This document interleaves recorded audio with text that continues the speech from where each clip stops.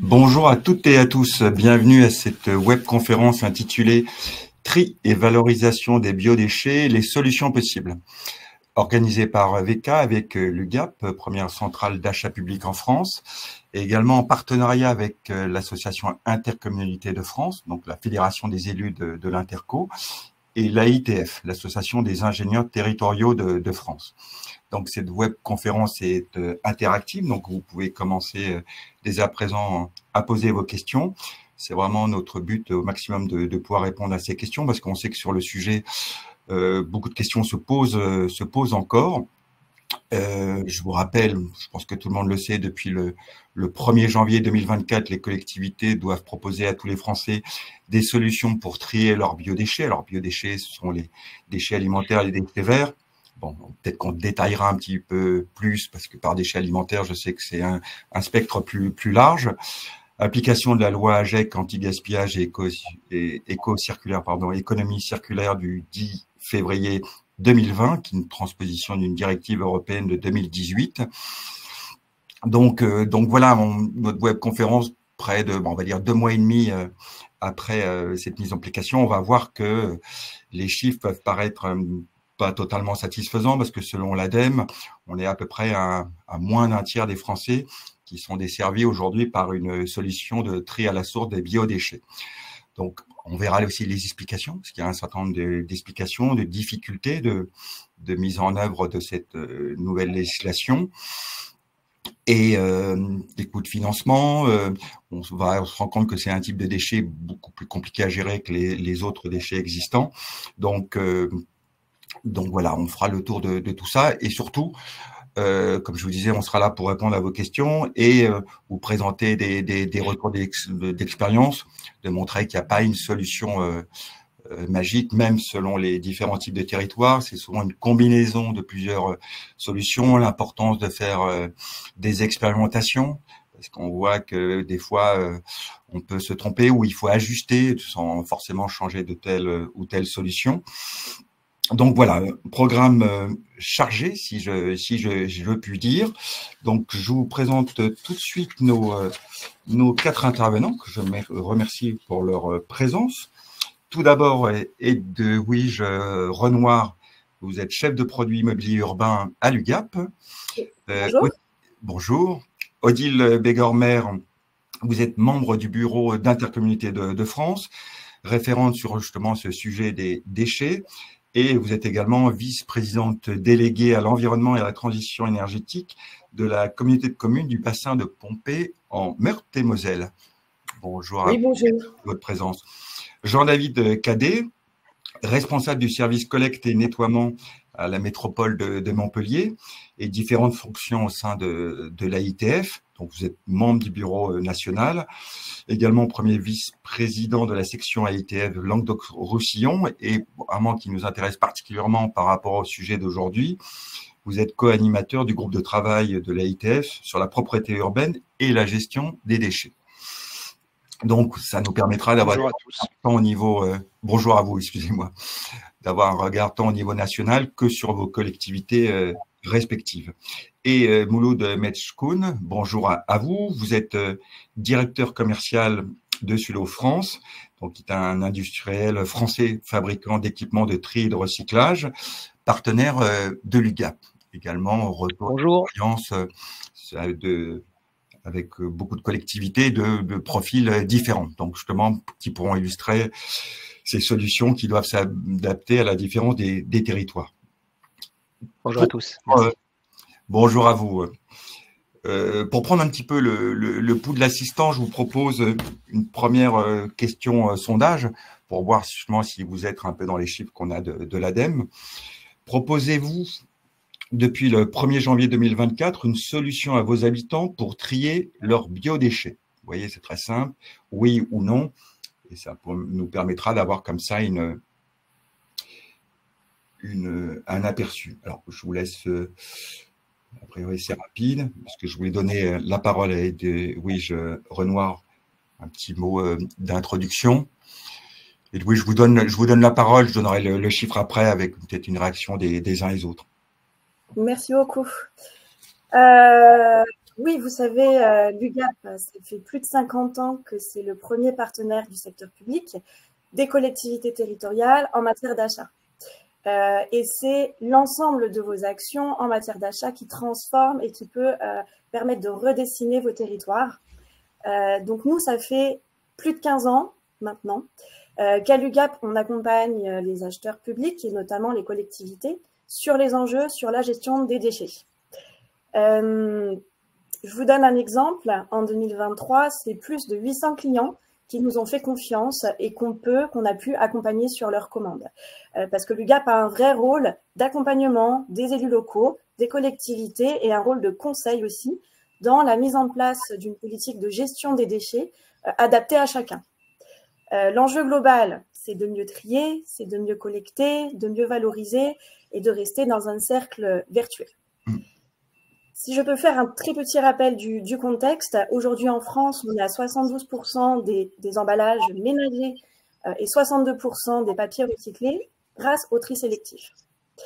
Et à l'UGAP, on a toujours été au rendez-vous des évolutions réglementaires dans le but de vous faciliter un petit peu la mise en œuvre des politiques les plus exigeantes.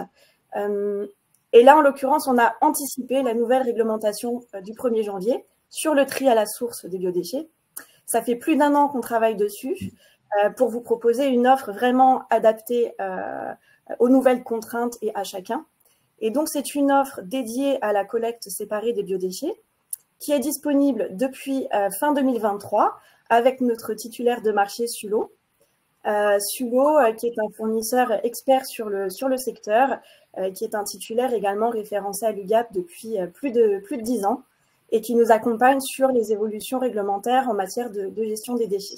Et adapté à, excusez-moi, mais à tous les types de territoires, parce que on va voir que les solutions peuvent être très différentes selon les types de territoires, ou même de parties de territoire, selon certains quartiers, notamment toujours la question du centre-ville, beaucoup plus urbanisé.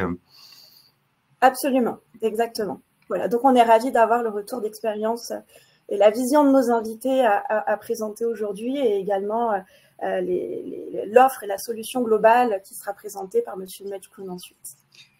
Merci à vous. Durant votre intervention, donc, on a les résultats. Alors, bon, les résultats sont meilleurs que les chiffres. Alors, espérons que ce soit les chiffres de l'ADEME qu'on aura en mai, je crois, Odile Begormer. La réponse oui, on est quasiment à du 50-50. Oui, 47%, non, 53%. Donc, vous voyez, quasiment 1 sur 2. Alors, à voir dedans si c'est des solutions qui sont vraiment en place ou qui sont en train d'être mises en place ou expérimentées sur une partie du territoire. Bon, ça, on le verra, je pense, durant la web conférence par rapport à certaines questions qu'on pourra nous poser. Mais voilà. Alors, je sais pas si vous voulez une petite réaction à ce chiffre, si c'est des chiffres qui vous rassurent plutôt, Madame Begormer, ou qui ne vous surprennent pas par rapport à ce que vous pouvez voir d'un point de vue national? Effectivement, non, ils sont pas surprenants puisque ça reste une obligation réglementaire en fait qui est tombée de la loi AGEC et où ça n'était pas la seule. Donc forcément, les territoires depuis un certain nombre depuis 5 ans se retrouvent à devoir en fait prioriser l'élaboration, en fait, les modifications qu'ils peuvent proposer dans le service public de gestion des déchets, puisque c'est vrai que cette loi a modifié les propositions qui doivent être faites et également, en fait, les liens avec l'ensemble de mise en place, en fait, des responsabilités élargies des producteurs en fonction des matériaux aujourd'hui qu'il faut savoir trier. Donc, au vu des dernières discussions depuis 2 ans, on sent bien en fait qu'un certain nombre de territoires essayent, réfléchissent, mais on a l'impression en fait que ça vient percuter en fait d'autres visions. Alors, vous devancez un petit peu la première partie là.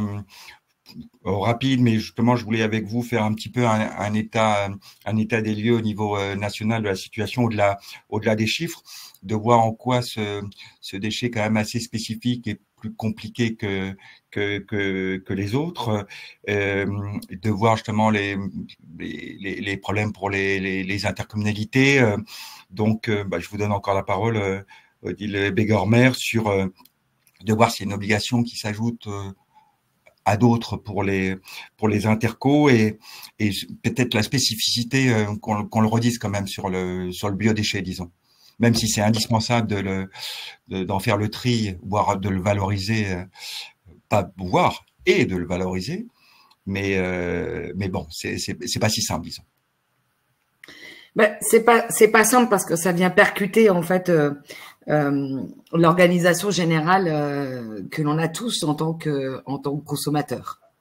Puisque pour pouvoir mettre en place une politique publique, c'est d'abord avoir le lien en fait avec ce qui se passe dans chacun de nos foyers, dans chacun de nos entreprises, dans notre vie quotidienne, puisque c'est l'adhésion en fait des habitants qui permettent derrière en fait de réaliser, d'obtenir en fait les résultats attendus. Le biodéchet aujourd'hui, c'est à la fois les restes alimentaires, c'est à la fois les produits issus du jardin. En tout cas, c'est comme ça que le ministère revoit la définition du biodéchet. Et évidemment, en fonction des solutions en fait qui peuvent être proposées, il est parfois compliqué d'expliquer à un habitant que son biodéchet c'est uniquement la partie brute de ses légumes, par exemple, et que tout ce qui est carné ne peut pas répondre à la solution qui lui est apportée, ou dans un autre territoire, comment on peut plus largement en fait lui proposer un geste simple. Donc c'est vrai que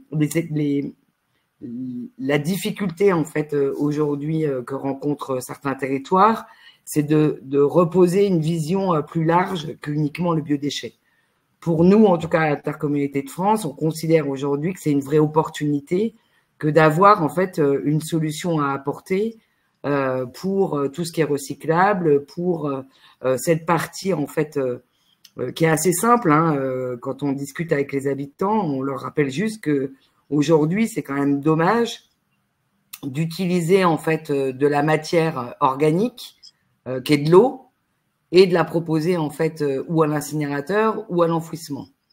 Et donc aujourd'hui, en fait, on leur propose aujourd'hui d'avoir un geste différencié, d'avoir un autre contenant leur permettant en fait d'enlever de la poubelle ménagère résiduelle cette partie pour pouvoir l'utiliser d'une façon différente, ou en retour à la terre par du compostage, ou en valorisation énergétique lorsqu'il y a de la méthanisation qui est proposée.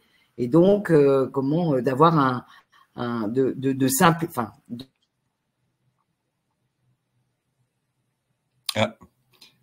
Il y a un petit blocage, on ne vous entend plus. Quoi qu'il en soit, ça met vraiment l'accent... comment mettre de côté cette partie... Je suis désolée, j'avais vous avez perdu. Non, oui. Mais en tout cas, ça met l'accent sur, c'est vrai, sur tous les types de déchets, mais peut-être encore plus voire beaucoup plus pour les biodéchets, l'importance de l'accompagnement, de la sensibilisation, j'ai envie de dire même de la pédagogie auprès de la population. Et j'imagine aussi au long cours, parce qu'il suffit pas de le faire une session, voilà, il faut remettre ça sur la table régulièrement. Et peut-être je vais poser la même question à Jean-David Cadet sur effectivement la spécificité de ce déchet. C'est vrai, quand on avait échangé ensemble, vous aviez insisté là-dessus, sur quand même un déchet qui est de nature totalement différente. C'est plus cher également. Vous me disiez aussi, même au niveau des équipes, vous me disiez ça change aussi même le management des équipes. C'est vrai qu'on n'y pense pas forcément de prime abord, mais il y a cet impact-là aussi. Oui, tout à fait. Et après, je voulais quand même en introduction dire on part pas de rien. On a l'impression Vous avez raison, une touche positive. Ouais. Oui, le terme de gestion à la source, on l'a depuis très longtemps dans les collectivités. Nous, ingénieurs, on accompagne les politiques publiques. Je rappelle l'époque des agendas 21 où pratiquement toutes les collectivités qui avaient prévu ces dispositifs, il y avait des prêts de composteurs, des jardins partagés, etc. Et qu'on avait déjà enclenché la gestion d'une partie des biodéchets. Je ne parle pas du carnet, etc. Donc on ne part pas de rien. D'autres collectivités avaient déjà mis en place de la collecte en porte-à-porte. Hein. Ici à Montpellier, ça existe depuis 2008. Donc d'autres l'ont fait aussi. Donc on ne part pas de rien. Ce qu'il faut rajouter, en fait, c'est le terme obligation. C'est là-dessus où il faut insister et que c'est bien à la source. Donc on n'est pas forcément dans de la collecte en porte-à-porte ou de la collecte tout court. Donc encore une fois, il est important de faire le diagnostic de ce qui a été fait. Et peut-être, moi parfois j'ai l'impression qu'on a fait un peu table rase et même l'État, hein, quand on voit très tardivement des préconisations hein, qui nous sont arrivées au mois de décembre, on en parlera peut-être après, alors qu'on travaille d'arrache-pied sur la réduction des déchets depuis des années. C'est un petit peu dommage. Mais par contre, quand on est dans le métier, on va dire, on part pas de rien. Donc, je suis un peu étonné du 50-50 d'ailleurs sur le sondage. Il faudrait peut-être reposer la question et que le panel qui répond se repenche sur ce qui a été fait dans sa collectivité depuis 20 ou 30 ans. Peut-être qu'on n'aurait pas forcément... Donc, on ramassait peut-être pas tous les déchets, on les générait. L'acceptation du terme. Voilà. J'insiste, hein, c'est pas... après, effectivement... Oui. Effectivement, comme le disait Odile, le biodéchet, il prend aussi la partie des déchets verts, des espaces verts, de parcs, etc. Donc ça, les collectivités le pratiquent depuis très très longtemps pour leur propre service. Et parfois, beaucoup avaient mis en place des collectes en porte-à-porte ou en point d'apport volontaire de déchets verts. Donc là encore, on ne part pas de rien. Il faudrait voir les proportions de déchets verts par rapport aux déchets de table et déchets de préparation culinaire. Voilà, les collèges, les lycées, depuis très longtemps, font du tri dans la restauration scolaire. Donc tout ça, ça a été mis en place.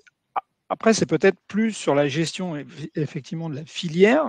Là aussi, comme le disait Odile, ce qui est un petit peu dommage, c'est qu'on transporte de l'eau. Pour la part qui va dans les incinérateurs, oui, brûler de l'eau, c'est plutôt là. Mais en fait, la partie en amont. Et effectivement, alors plus dans le côté pratique de collecte, donc quand on passe dans du collecte, soit en porte-à-porte, point d'apport volontaire, et exclusivement du biodéchet alimentaire, effectivement, là, on est sur une partie technique de management. Faut bien comprendre que ces matières-là, quand elles sont mélangées avec les autres ordures ménagères, c'est certaines contraintes et nuisances pour les agents de collecte. Et quand elles sont séparées, ça devient encore plus contraignant à collecter. Et effectivement, notamment dans les régies de collecte, les retours des collègues, quand c'est un prestataire, c'est un peu différent puisque vous avez un contrat qui lie la collectivité à un prestataire privé, mais dans les régies de collecte, il a fallu faire évoluer le métier. Et parfois, certains collègues nous disent il y a carrément des refus ou vraiment de ramasser ce type de déchets de façon isolément. Donc, c'était un des points d'évolution de nos collectivités. Petite question aussi sur ce sujet à Mouloud Metchkoun. C'est vrai que quand on avait échangé, vous insistez beaucoup sur de dire ce biodéchet qui peut poser problème. C'est comme on disait, c'est un déchet plus compliqué, mais en même temps c'est une formidable ressource. Vous insistez aussi là-dessus. Donc parce que il faut qu'on touchera aussi quelques mots de la valorisation et bon, on pense au compost aussi, mais après il y a aussi le biogaz. Alors tout ça, c'est des installations qui sont quand même assez onéreuses, mais bon, il y a un vrai potentiel de développement derrière. Alors tout à fait. Alors en fait, c'est vrai l'objectif, on le connaît bien, on l'a déjà partagé. le pourquoi, le sens, je pense que c'est clair pour tout le monde. Et maintenant, c'est comment réussir quelque part à mettre en place cette collecte et aller chercher cette ressource, voilà, que nous on considère comme une ressource, qui sera valorisée. Donc, ce qui veut dire qu'en fait, il y a différentes étapes à regarder pour une collectivité. C'est d'abord, quel est l'exutoire? Est-ce qu'il y a un exutoire à proximité? Est-ce que c'est pour faire de la méthanisation et en faire du biogaz? Ou est-ce que c'est une plateforme de compostage qui va retourner à la terre du fait de faire du compost? Donc ça, c'est la première étape, c'est d'abord d'identifier est-ce qu'il y a un exutoire pour traiter cette ressource, pour la valoriser. Ensuite, il y a une deuxième étape qui est ce que j'appellerais la topographie, c'est-à-dire en fonction de si on est plutôt en milieu urbain, plutôt en milieu rural, on va identifier si on est plus dans du pavillonnaire ou si on est dans du collectif ou si on est aussi dans des endroits peut-être touristiques. Donc il y a tout un travail qui est important à réaliser, et en fonction, j'allais dire, de ces deux premières étapes, eh bien on va arriver à la solution ou les solutions. Donc là où les solutions, ça part par différents types de contenants, en fonction de si vous êtes dans votre cuisine, ou vous êtes dans une entreprise, ou vous êtes à l'extérieur parce que vous êtes plutôt nomade ou vous êtes touriste, eh bien vous devez proposer et adapter une solution qui passe soit par, pour une collectivité qui souhaite ne pas, par exemple, mettre en place une collecte pour lequel elle aurait que du pavillonnaire, j'allais dire, des composteurs individuels seraient suffisants. Si on est sur du collectif, il faut imaginer aussi des composteurs peut-être en pied d'immeuble. Et là, effectivement, on est plutôt dans éviter de la mise en place d'une collecte spécifique. Et ça, beaucoup de collectivités l'ont déjà fait. Monsieur Cadet l'a rappelé tout à l'heure. Ça date pas d'hier, en fait, la gestion de cette ressource. C'est juste que maintenant, on est rappelé par cette obligation.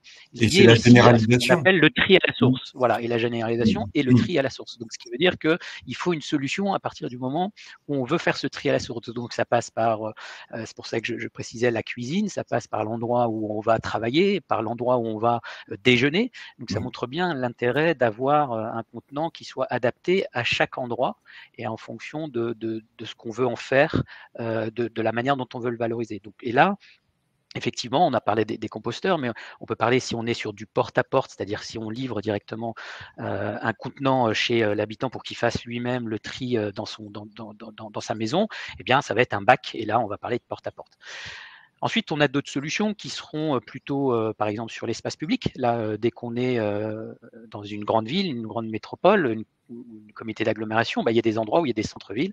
Et là, ça passe par du point d'apport volontaire. Donc, beaucoup de collectivités ont mis en place des abris-bacs dans le cadre d'expérimentation pour lequel il y a déjà de très bons retours au travers de cette solution-là. Vous avez la métropole, par exemple, de Lyon qui a beaucoup communiqué sur la mise en place de ces abris-bacs. Et puis, vous avez d'autres collectivités qui, de plus en plus, maintenant, commencent aussi à mettre du point d'apport volontaire. Je donne l'exemple de la ville de Paris qui est en plein déploiement sur leur station Trélib d'un module spécifique déchets alimentaires. Et donc, on voit bien que selon l'exutoire, la topographie, et puis si on est sur du pavillonnaire, de l'espace public, on va proposer différentes solutions. Donc, c'est pour ça qu'il n'y a pas une seule solution, il y a plusieurs solutions. Et tout ça, ça ne peut fonctionner uniquement si, tout à l'heure, vous avez parlé d'accompagnement, de pédagogie, de formation, d'animation et de suivi.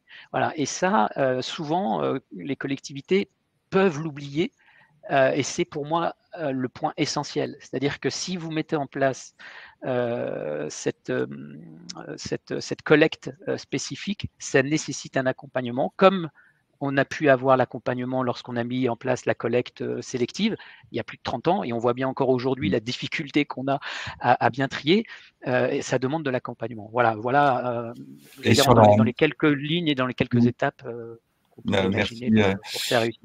Merci, et c'est vrai que, comme on disait tout à l'heure, sur la durée, parce que suffit pas de faire aussi bien soit-elle une belle campagne, mais il faut que ça soit sur la durée, parce que malheureusement, les les rappels sont nécessaires et on a une faculté d'oubli ou assez forte. Donc j'imagine que oui, si Madame je peux me Bégarmin. permettre pour rebondir par rapport à ce qui vient d'être dit, tant par Mauloud que par Jean-David.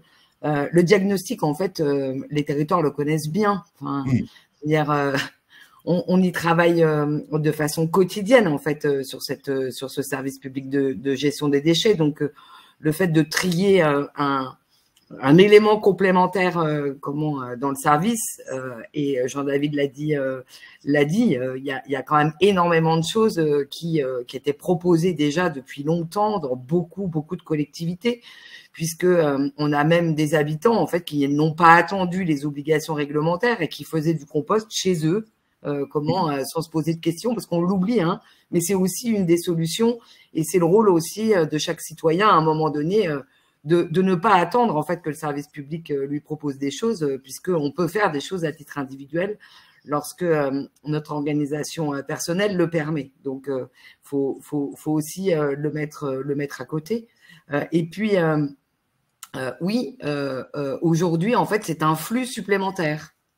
On a eu le verre. On a eu le tri proposé sur tout ce qui est emballage, et aujourd'hui en fait on a le biodéchet, mais c'est bien une vision globale en fait que nous devons avoir quand on s'adresse aux habitants. Il faut pas qu'on fasse ou l'un ou l'autre, c'est l'ensemble qui permet en fait la réduction dont on parlait tout à l'heure. Notre but aujourd'hui, ce qui coûte le plus cher aux gens, que ça soit en taxe ou en redevance, peu importe, c'est de toute façon en fait de ne pas trier. Donc, plus on va trier tous les flux, plus on va permettre à un moment donné, en fait, de répondre à une stabilité, en fait, des dépenses, et donc à venir rechercher, en fait, la recette en face. Donc, une des recettes aujourd'hui, c'est bien ou l'usager quand on est en redevance, ou le contribuable lorsqu'on est en taxe, qui doit faire l'équilibre. Voilà. Donc, c'est bien une vision globale, lorsqu'on met en place des solutions, et j'insiste bien sur, il n'y a pas une solution, il y a des solutions, et elles sont toutes complémentaires les unes aux autres. Elles ne viennent pas, en fait, elles sont pas en concurrence les unes avec les autres. Sinon, je vous aurais, on commence à avoir plein de questions, donc on va essayer de les prendre au fil de l'eau. On a une seconde, avant d'avoir un peu les retours d'expérience de vos deux collectivités, une seconde question sondage, si elle peut s'afficher à l'écran. Oh.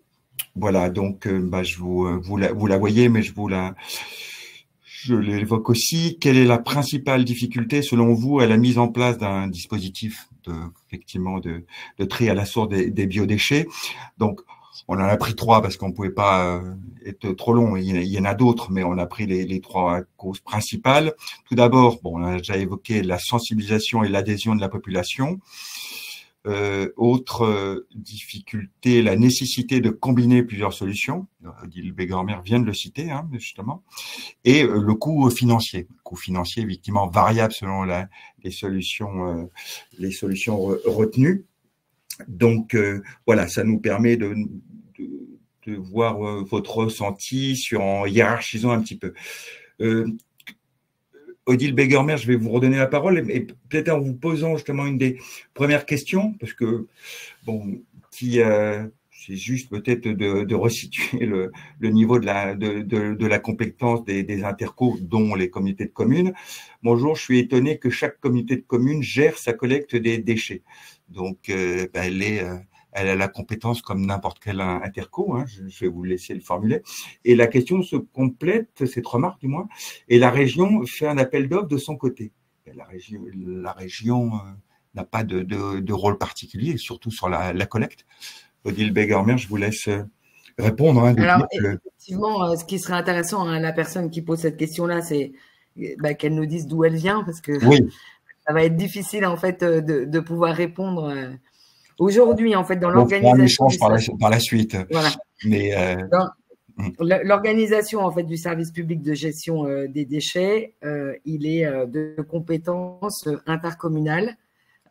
Et quand on dit intercommunal, c'est à l'échelle des intercommunalités, des communautés d'agglomération, enfin des communautés de communes communauté d'agglomération, communauté urbaine métropole.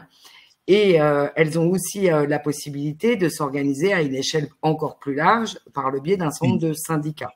Donc, on considère aujourd'hui qu'il est extrêmement difficile de proposer un service à un coût acceptable par les habitants si on ne le gère qu'à une échelle communale. C'est le principe. La région aujourd'hui, elle, a un rôle de planificateur. Dans le cadre du fameux schéma régional d'aménagement, de développement durable et d'égalité des territoires, les STRADET, il y a un document en fait annexe qui est le plan régional de prévention des déchets non dangereux. Et donc, ce plan vient proposer en fait un certain nombre d'objectifs à atteindre à une échelle régionale et donc comment incite les communautés de communes ou leur organisation intercommunale à répondre en fait aux engagements à l'échelle régionale. Aujourd'hui, en fonction, puisque on le sait et on en est fier, on a un territoire qui n'est pas homogène et donc chaque collectivité compétente va rechercher l'organisation la plus en adéquation en fait avec son territoire et il n'est pas il est régulier que des territoires très ruraux proposent un certain nombre de solutions ou de collecte ou de traitement à des échelles pratiquement départementales, quand d'autres comme d'autres métropoles en fait vont plutôt regarder à leur échelle pour pouvoir apporter le service le plus proche en fait des habitants. Donc je ne sais pas de quelle région on parle, mais en tout cas pour moi aujourd'hui on est bien avec une organisation très territoriale. Je vous donne si je peux les réponses. Je peux rajouter, Philippe? Oui, mais en un mot, parce qu'il faut qu'on avance. Oui, je vous en prie. Oui, juste compléter, Oli, pour ceux qui nous écoutent. Je rappelle que quand les compétences sont transférées collecte, c'est l'ensemble des collectes qui est transféré. C'est-à-dire qu'une collectivité ne peut pas garder la collecte du déchet vert, du verre. Moi, je prends le biodéchet. C'est la totalité des compétences de toutes les collectes qui est transférée, si ça peut compléter. Ok, merci. Je vous donne juste les résultats. C'est vrai que sensibilisation et adhésion de la population, c'est la difficulté qui remonte en premier, 47% des réponses, alors que comme on l'a dit déjà à plusieurs reprises, c'est peut-être difficile de dire qu'il y a une chose plus importante que les autres, mais on va dire que c'est vraiment le point peut-être cardinal. Seconde nécessité de combiner un mix de solutions, 31%, et le coût financier, 22%. Et donc, je trouve que les chiffres quand même sont intéressants. Alors là, les questions continuent, donc vraiment, on va essayer d'en prendre certaines. Je vois qu'il y a une forte demande de conseils pratiques, de retours d'expérience. On nous parle de la situation des professionnels. Donc, on va peut-être, Odile Begormer, je reviens vers vous sur votre communauté de communes. Effectivement, vous, c'est collecte porte à porte une fois par semaine. Vous avez quand même un retour d'expérience quand même ancien. Ça fait plus de 20 ans que vous pratiquez ça. Vous avez aussi une composterie intercommunale, ce qui n'est pas si fréquent. Peut-être quelques mots effectivement pour nous dire comment ça se passe chez vous. Et vous êtes un territoire plutôt rural, mais de voir tout à l'heure quand vous parliez des spécificités de territoire, on peut pas dire un territoire rural c'est tel type de solution, un territoire urbain c'est tel type de solution. Ça serait trop simple, disons. Il y a beaucoup, d'une communauté de communes à l'autre, ça peut être des choses, si ce n'est très différentes, mais variables. Effectivement, donc la communauté de communes du bassin de Pompée, c'est 40 000 habitants. On est juste au nord de Nancy et non, ce n'est pas un territoire rural. C'est un territoire industriel et c'est un territoire où nous n'avons pas de ville-centre. Les 13 communes que compose cette intercommunalité oscillent entre la plus grosse commune qui fait 6 300 habitants et la plus petite qui fait 400. mais avec 2 quartiers prioritaires de la ville, avec des foyers effectivement après en lotissement. Mais en tout cas, je peux pas considérer que la communauté de communes du bassin de Pompée soit une communauté de communes rurale, comme je peux en connaître ailleurs. Mes prédécesseurs, dès 1999, en fait, se sont interrogés sur le fait de brûler, enfin non, d'enfouir à l'époque, d'enfouir en fait ces biodéchets. Donc, dès 1999, une proposition un projet a été mis en œuvre pour proposer l'exutoire, donc qui est la composterie intercommunale, et a proposé en fait une collecte en porte-à-porte des biodéchets, en insistant en fait sur dès le démarrage en fait sur le côté reste alimentaire. Et on autorisait et on autorise toujours d'ailleurs à compléter en fait le bac mis à disposition des habitants par du déchet de jardin, sachant qu'après le surplus est accepté évidemment directement à la composterie ou à la déchetterie. Cette mise en place du biodéchet, enfin de cette collecte en porte-à-porte, aujourd'hui, elle est instaurée. Elle a dû on l'a fait évoluer en fait pour des questions de tarification incitative qu'on a mis en place en 2016, et donc on s'est assuré en fait en collecte, on est en délégation de marché, avec un marché public de collecte, et donc aujourd'hui en fait c'est le même camion qui vient collecter le biodéchet et qui vient collecter le recyclable sec, nous permettant en fait d'éviter le nombre de kilomètres. Dans le cadre des parties plus denses en fait du territoire où on ne pouvait pas en fait proposer en fait aux habitants un contenant qui est un bac, qui est un bac à roulettes, comme on propose le bac à roulettes pour les ordures ménagères résiduelles, puisque les trottoirs ne sont quand même pas faits pour stationner en fait tous ces bacs que l'on propose. On a mis en place des points d'apport volontaires permettant de rendre le service au plus près. Nous avons accompagné également un certain nombre de collectifs d'habitants qui souhaitaient mettre en place plutôt du compostage du compostage partagé. Et de la même façon, on rappelle que pour l'ensemble des habitants qui souhaitent faire du compost personnel, ils peuvent le faire également. Je disais, c'est bien une complémentarité en fait de l'ensemble des solutions. Aujourd'hui, ce qui est beaucoup plus simple pour nous, c'est qu'enfin, tout le monde parle d'une même voix. Parce qu'il n'y a rien de pire, en fait, dans nos territoires, et on l'a vu avec les extensions de consignes de tri, qui ont mis très, très longtemps, en fait, à être déployées sur l'ensemble du territoire. C'est que lorsque vous habitez un endroit, que vous travaillez dans un autre, et que vous avez une autre partie de votre famille qui est encore dans un autre territoire, du moment que vous n'avez pas la même information de données, en fait, les gens, à un moment donné, ils abandonnent, puisqu'ils comprennent plus. Ils comprennent pas ce qu'ils doivent faire chez eux, ce qu'ils doivent faire au travail, ce qu'ils doivent faire quand ils vont chez la grand-mère. Il y a un moment, en fait, donc ils abandonnent. Aujourd'hui, force est de constater que maintenant que l'ensemble, en fait, des consignes sont les mêmes, on trie le verre, VE2RE, on trie l'ensemble de ces emballages de cuisine et de salle de bain, et partout pareil. En France et même en ultramarin, on propose aujourd'hui de mettre de côté les biodéchets, et donc comment on peut enfin avoir une vision d'information, de communication, de sensibilisation qui est partout la même. Pour moi, c'est vraiment la chose la plus importante, puisque on l'a vu dans le sondage, c'est l'adhésion en fait de l'habitant.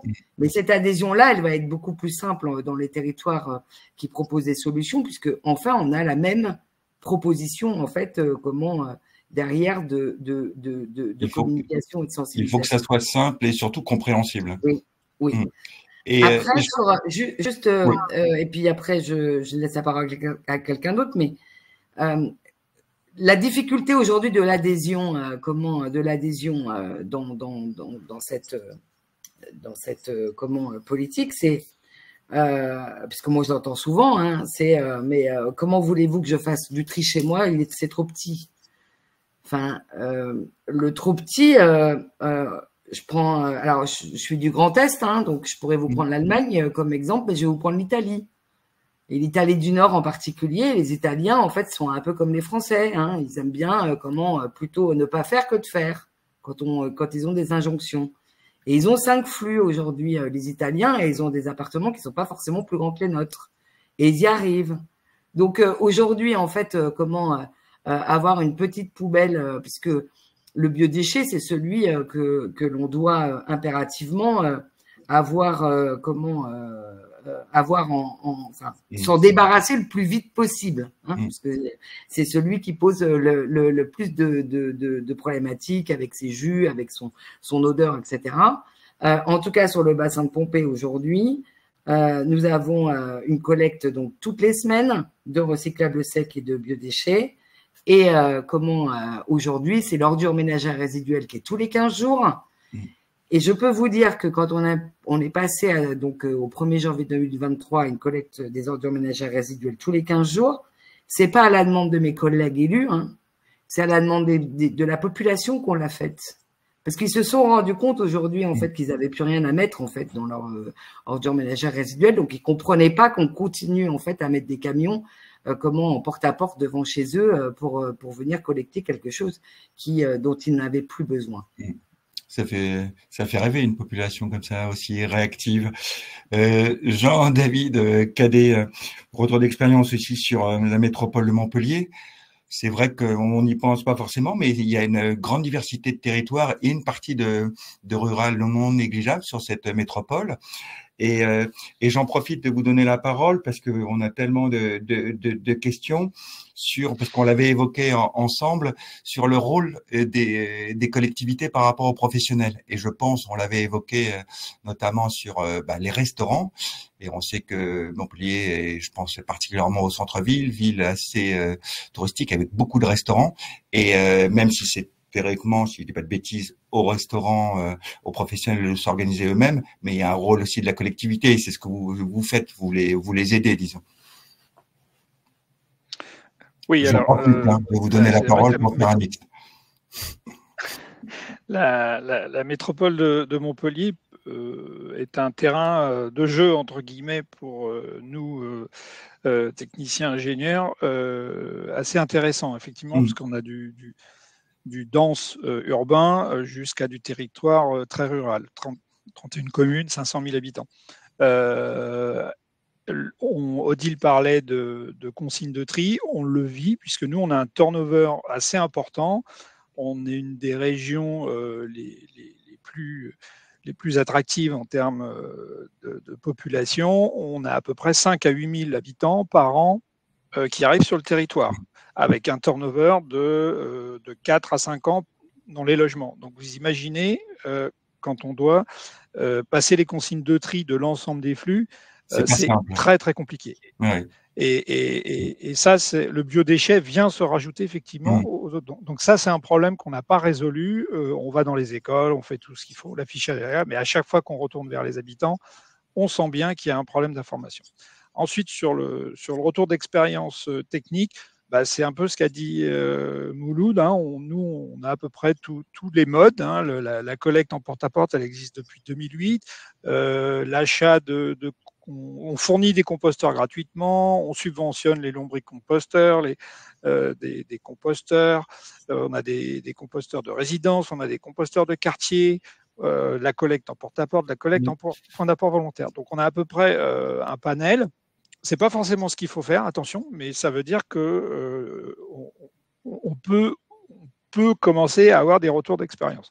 Donc, en gros, c'est vrai que la solution la plus écologique, entre guillemets, c'est la rétention à la parcelle. Et ça, elle s'applique plutôt au secteur pavillonnaire où on peut mettre un composteur et on ne transporte pas la matière. Il reste un peu, oui, les matières carnées, protéines, mais on peut les mettre en ordures ménagères. Il y a le compacteur de résidence qui peut fonctionner, mais il est lié quand même à un groupe de personnes dans l'habitat collectif qui va s'en occuper. On peut avoir une perte lorsque les 2-3 meneurs s'en vont. Les composteurs de quartier, on est un peu plus réservé. Il y a une vraie gestion derrière, donc pareil, il faut trouver de l'associatif, etc. Et puis je vous l'avais cité en anecdote, on peut avoir même des habitants qui disent mais moi je voudrais être payé pour m'en occuper puisque je paye déjà une taxe, je fais un petit peu le boulot des éboueurs. Enfin voilà, on a ce genre de voilà, jusqu'à quel niveau on peut impliquer les habitants sur la gestion des déchets sur le domaine public. C'est une question pourquoi pas philosophique, on pourra en débattre. Je n'ai pas d'avis, mais enfin, en tout cas, c'est une question qui peut se poser. Techniquement, il y a quand même, faut gérer le contenant. C'est-à-dire, vous avez du broyat à amener et vous avez du compost à retirer, qui ne peut pas être forcément utilisé de par la loi. Les habitants ne peuvent pas forcément le reprendre pour s'en servir dans leur jardin. Ça, c'est dans les textes. Donc ça, c'est quand même une gestion. Les composteurs de quartier, ça pose vraiment des questions. Le porte-à-porte, j'allais dire, sociologiquement au niveau du comportement, ça serait le mieux finalement, puisque on va chercher cette manière qui représente à peu près 30-35% de la poubelle. On sait qu'une fois qu'on a sorti ces matières de la poubelle, ce sont des matières putrescibles qui vont dégrader les autres matières. Finalement, si on en arrive à extraire ces 30-35%, finalement, le reste, le papier, le reste des déchets, il est encore plus facile à trier. Donc, ça serait le bon signe. Et le signe, ça serait d'aller le chercher en porte-à-porte et de faire déplacer les habitants pour le reste. Finalement, ils trient. Le maximum, on leur rend service, un service, entre guillemets, luxe, en porte-à-porte. Et puis, le reste, ils l'amènent en point d'apport volontaire ou un peu plus éloigné. Ça, c'est purement théorique sur la sociologie et comportement parce qu'en coût, à la tonne kilométrique, ça, pour nous, on l'a testé, c'est catastrophique. C'est-à-dire on transporte très, très peu sur de longues distances et encore plus en territoire rural. Donc, cette solution de porte-à-porte, elle a aussi ses limites. Et effectivement, comme le disait Mouloud, quand même, les grosses intercos, les métropoles, se dirigent vers du point d'apport volontaire. Donc, c'est ces fameux abris-bacs qu'on voit fleurir. Des grosses boîtes marron, en fait, c'est un bac classique qui est dedans un roue. Et vous, ça sera la généralisation de cette solution-là. Vous m'avez dit jusqu'en 2026, c'est un plan progressif, mais il n'y aura que ça comme solution proposée ou pas? Alors sur Montpellier, voilà, nous après avoir un peu fait, on regardera évidemment les solutions à la parcelle ou de quartier, etc. Mais on va arrêter le porte-à-porte. On va se diriger vers le point d'apport volontaire. Donc là, c'est vraiment une optimisation de collecte. Voilà, on gère quand même des deniers publics. Il faut à un moment donné prendre des décisions qui vont dans le bon sens, aussi bien écologique qu'économique. Donc la solution de porte-à-porte semble pas donner toutes les attentes. Donc nous, on se dirige vers du point d'apport volontaire. On en a à peu près 60-70 de développés sur 12 communes. Ça va se généraliser. Donc là, pour retour d'expérience, oui, on va arriver à 600, 800, peut-être 1000 points d'apport volontaire. Je vois Mouloud qui sourit puisque ça va faire de la vente pour nos prestataires et fabricants. Mais voilà, ça veut dire au-delà des finances, ces objets-là, ils coûtent entre 1000 jusqu'à 5000 euros. Et puis, il faut trouver de l'espace sur le domaine public. Il faut les entretenir. Encore une fois, c'est de la matière putrescible. Faut les laver quand même régulièrement, au moins une fois par semaine. Voilà, c'est une autre gestion qu'un conteneur à verre. Voilà. Mais par contre, la qualité est au rendez-vous. C'est-à-dire quand les gens se déplacent pour vider leurs déchets, à part quelques sacs plastiques, parce qu'on n'est pas encore habitué aux sacs Kraft, mais ça, je pense que ça viendra, la qualité est plutôt bonne. Donc, on attend la quantité. Donc voilà, sur Montpellier, c'est intégré dans le cadre de la stratégie zéro déchet, sous le mandat de Michael Delafosse. Et et nous, on se base vraiment là-dessus, puisqu'en plus, sur le territoire de Montpellier, on n'a ni incinérateur, donc on ne brûle pas le compost, on est en méthanisation. C'est-à-dire que nous, on a une ligne verte qui va traiter le compost ou qui va le sortir à la méthanisation. Sur les professionnels, par rapport à la question. Alors, sur les professionnels, particulièrement les professionnels, c'est... Alors, je rappelle que la collecte des déchets ménagers et assimilés, elle se fait sans suggestion technique particulière. Ça, c'est un bonheur, en espérant que nos législateurs ne touchent pas à cette phrase, parce que c'est un bonheur. Pourquoi? Parce que ça veut dire que la suggestion technique particulière, c'est nous qui la décidons. C'est quand même bien pratique. Et parfois, le problème, il est que sur les déchets de professionnels, on doit fournir des documents de traçabilité, et notamment sur le biodéchet. Donc, il y a un document d'accompagnement commercial qui doit prouver aux professionnels qu'on lui a pris ces déchets, qu'on les a transférés dans un exutoire qui est habilité à prendre ces déchets. Ça pose quand même un problème, parce que si vous pesez pas, si vous n'avez pas de mesure au niveau du commerçant ou du professionnel, le commerçant n'est plus dans les règles qu'a fixé l'État. Donc c'est un sujet sur lequel on est en train de réfléchir. Parce que laisser les commerces de proximité, je ne parle pas des gros acteurs économiques qui produisent du biodéchet, puisque ça fait des traiteurs, etc., ou de l'agroalimentaire, ils ont déjà leur filière. Sur le commerce de proximité, ça pose vraiment la question, parce que si on bascule en points d'apport volontaire, les points d'apport volontaire, c'est des bacs de 240 litres. Qui sont faits pour les usagers. Si le restaurant il vient vous vider ses 250 couverts, ça va vite saturer. Il va être saturé tout de suite. Eh oui. Donc, je le dis aux collègues, quand on met les points d'apport volontaire, il faut réfléchir à ce qu'on fait avec les professionnels. Encore une fois, il n'y a pas d'obligation de les prendre, mais il va falloir répondre à des questions ou apporter des solutions. Parce que le point d'apport volontaire, c'est pas à mon avis, techniquement, il n'est pas fait pour des grosses quantités. La question, elle se pose aussi pour les immeubles collectifs. Quand vous avez un immeuble collectif avec 50 logements, c'est pareil. Là, on étudie avec les collègues de Lyon, de Paris, qui ont mis ce système en place. Combien de collectes par semaine, par jour? Parce que ça peut très très vite se remplir si tout le monde joue le jeu.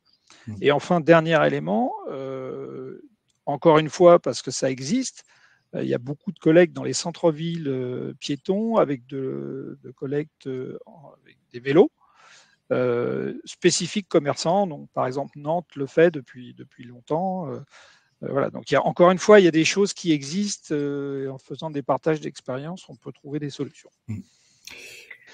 Alors, si vous permettez, du coup, je complète que je vois que le temps défile et je voulais. Oui, parce qu'en plus, j'aimerais poser quelques questions aux internautes. Je vous en prie. Par rapport à ce que vient de nous dire Jean-David, notamment sur la partie, on va dire, plutôt métropole, en tout cas collectivité importante. Si je prends l'exemple, je rebondis sur celui-ci, mais en tout cas des Jeux Olympiques quand même, ce qui est quand même un événement mondial pour 2024, eh bien, on a beaucoup travaillé, nous, avec la ville de Paris et les collectivités aux alentours qui vont recevoir justement cet événement mondial. Et on se rend compte qu'en fait, il y a eu différentes étapes et que dans ces différentes étapes, toutes les solutions qu'on vient d'évoquer ont déjà été mises en place, testées, pour lesquelles on a constaté des résultats, que ça passe du compostage individuel, du compostage collectif, du porte-à-porte, du point d'apport volontaire avec la Bribac. Et maintenant, pour compléter ce que vient de dire Jean-David, de plus en plus et c'est ce qui va se passer pour la ville de Paris en tout cas, on va aller vers du point d'apport volontaire, mais avec un volume beaucoup plus important. C'est-à-dire qu'effectivement, la Bribac, la limite de ce point d'apport volontaire, c'est qu'on peut aller jusqu'à 240 litres.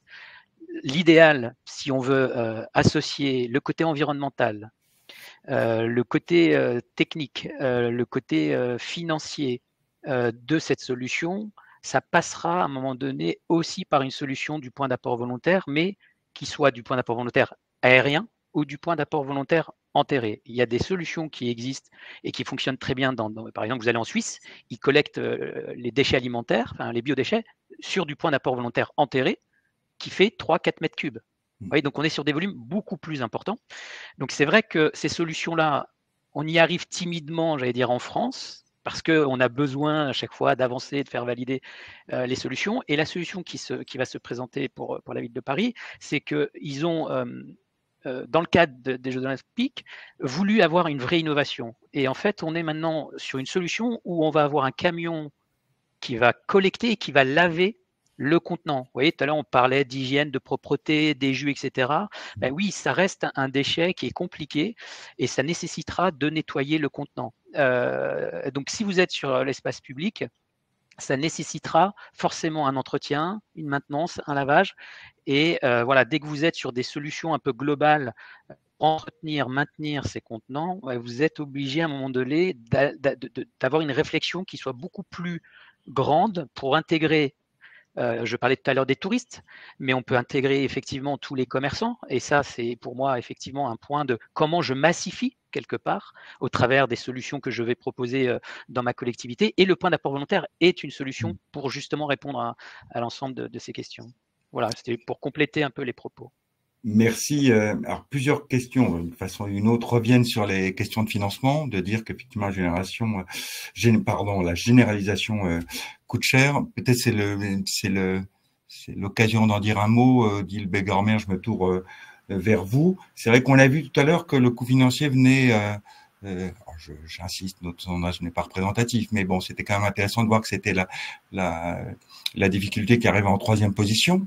Donc voilà, ça le relativise un peu, mais en même temps, on sait que c'est quand même un point important. Alors donc parce que on est sur des solutions qui ont un coût quand même assez important et des financements disponibles. Donc on peut citer dans les différents financements disponibles Fonds Vert, mais Fonds Vert, on l'évoquait avant que démarre la webconférence. Bon, on vient d'avoir une annonce d'une baisse assez importante. Donc que répondre un peu à ces questions sur ce sujet du financement?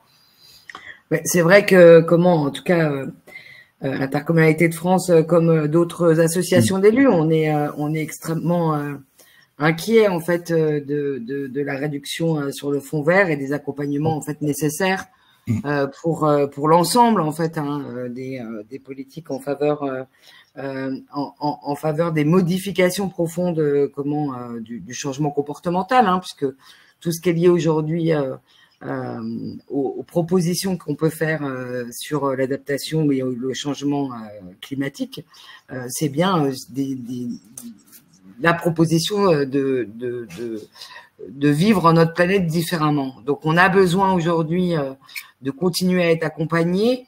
Je dirais que dans le cadre de l'investissement, je pense qu'on arrivera quand même à continuer à avoir un certain nombre de financements. Et il faut tenir compte dans nos modèles économiques, dans la totalité de nos collectivités, qu'on évite quand même à un moment donné de payer un coût supplémentaire. Je vais vous prendre les chiffres de la collectivité. Aujourd'hui, alors pour les élus et les techniciens, je vais prendre le comparatif en fait de la matrice du coût à coût, comme ça au moins on pourra comparer. Moi, mon biodéchet aujourd'hui, il sort à 17,90. Quand mon ordure ménagère résiduelle, elle sort à 49,30. Donc, vous voyez bien que le gap, à un moment donné, plus j'ai de biodéchets que j'arrive à valoriser, moins, en fait, je n'aurai à payer, en fait, mes factures à l'incinérateur ou à l'enfouissement, même si je suis à 90% en incinération aujourd'hui, les 2% étant liés évidemment dans les périodes de maintenance en fait de l'équipement. Donc on doit effectivement avoir une vision aussi pluriannuelle.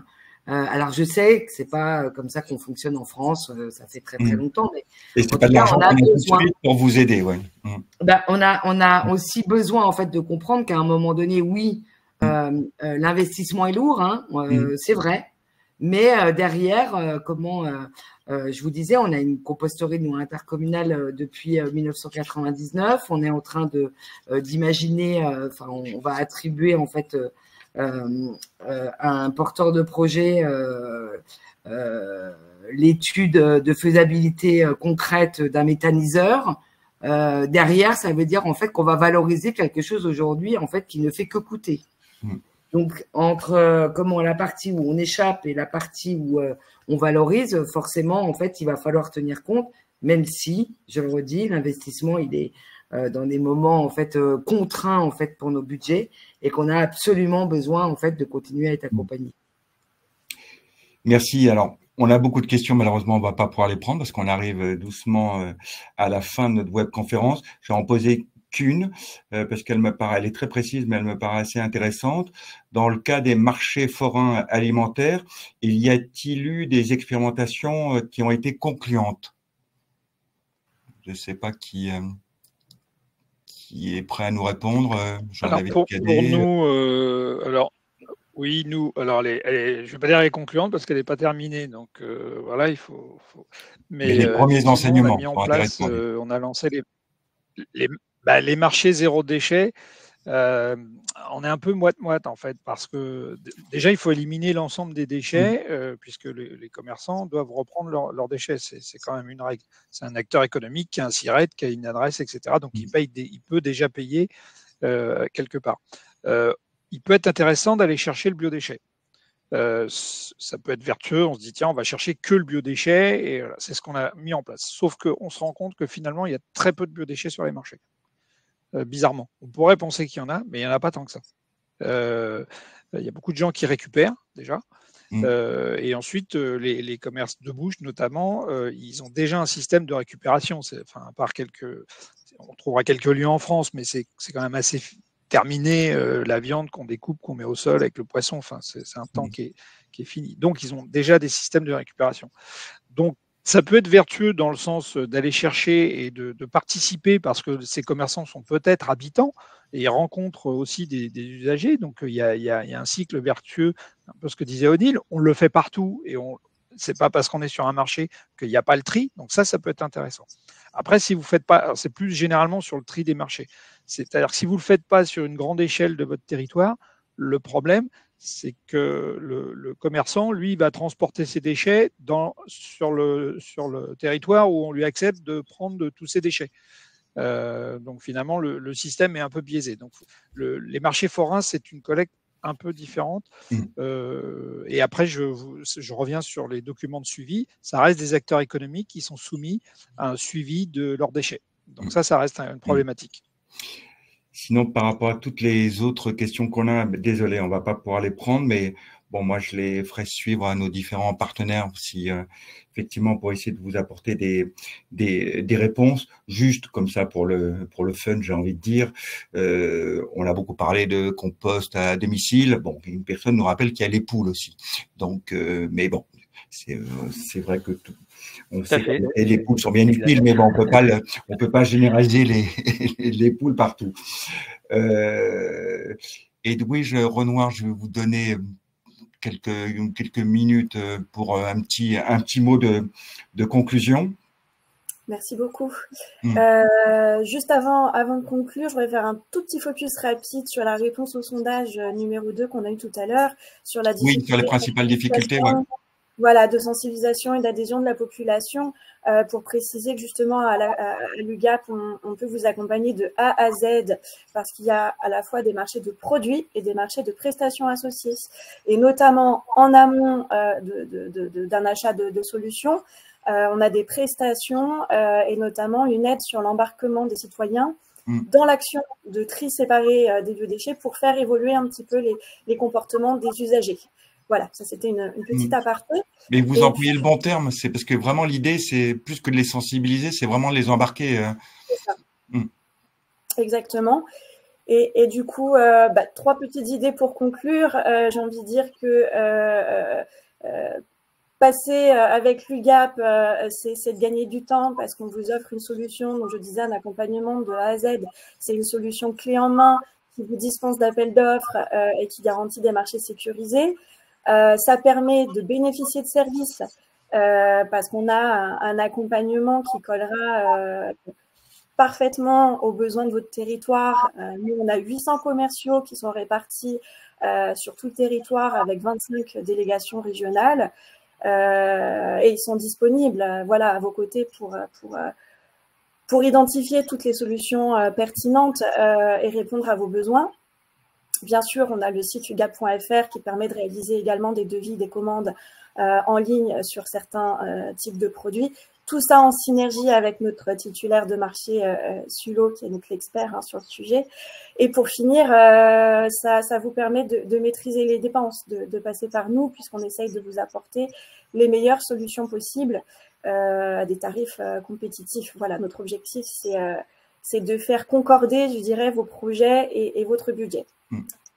Voilà, donc à tous ceux qui, tout à l'heure, ont répondu qu'ils n'avaient pas encore mis en place de solution, n'hésitez pas à nous contacter. Nos équipes vous attendent. Merci beaucoup. Justement, côté information, je cite aussi les sites des différents intervenants. Je sais que sur le site notamment d'Intercommunalité de France, il y a beaucoup de choses accessibles en ligne. Donc, d'ici demain au plus tard, vous allez recevoir un lien pour le replay, pour les moments que vous auriez manqué ou pour les gens qui n'ont pas pu assister aujourd'hui.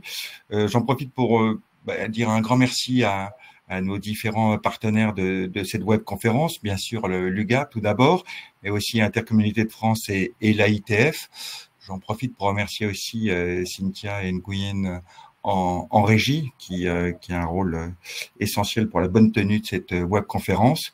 Et désolé de ne pas avoir pris toutes vos questions, mais ça prouve qu'il y a encore beaucoup de questionnements sur ce sujet. Et j'espère qu'on aura pu vous apporter un certain nombre, en tout cas, de réponses. Merci à vous tous et j'espère à très bientôt. Merci. Au revoir. Merci à vous.